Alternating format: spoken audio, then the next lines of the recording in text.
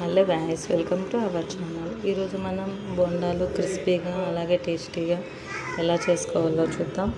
ముందుగా 2 కట్ చేసి పెట్టుకున్న ఆనియన్స్ తీసుకోవాలి. ఇప్పుడు 2-3 పచ్చిమిర్చి ఈ విధంగా చిన్నవిగా కట్ చేసి పెట్టుకోవాలి.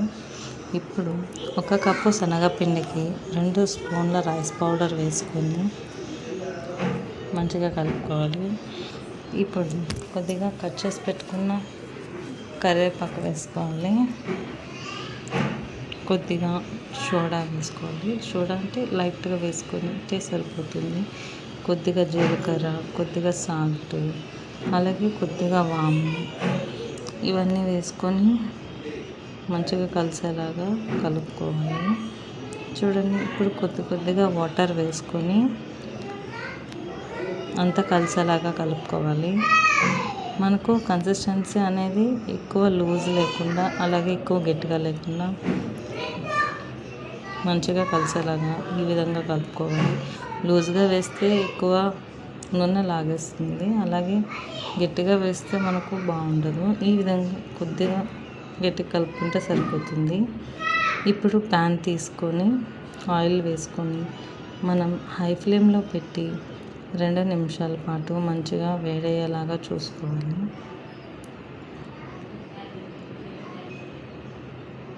ఒక 2 నిమిషాలు హై ఫ్లేమ్లో పెట్టి వేడి చేసుకున్న తర్వాత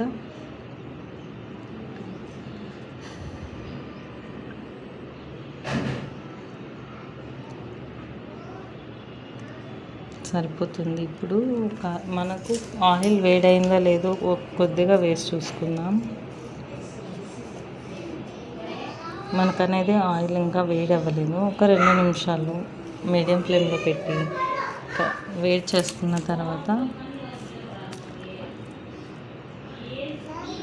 ఇప్పుడు మనకు ఆయిల్ అనేది హీట్ అయింది. ఇప్పుడు చిన్నవిగా వేసుకుంటూ ఆయిల్లో మంచిగా ఫ్రై అయ్యేలాగా చూసుకోవాలి. మనకు బోండాలు అనేది హై ఫ్లేమ్లో పెడితే మాడిపోతాయి, అలాగే లో ఫ్లేమ్లో పెట్టినా కూడా మంచిగా కాలవు.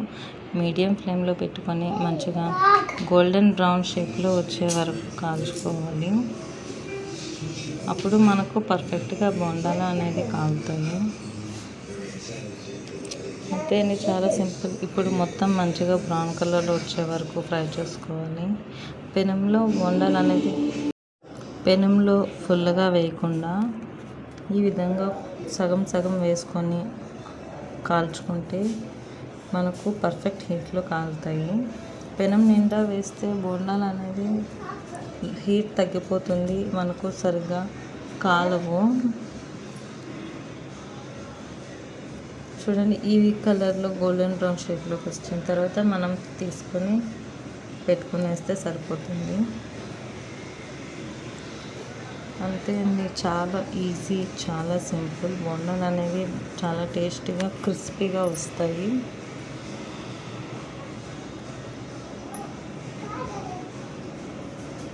మన బోండాలు అనేది చాలా టేస్టీగా చాలా పర్ఫెక్ట్గా వస్తాయండి. ఈ విధంగా చేసుకుంటే పిల్లలు కూడా చాలా ఇష్టంగా తింటారు.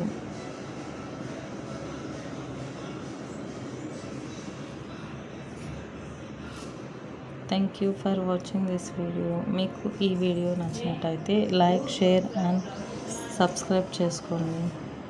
Thank you for watching this video.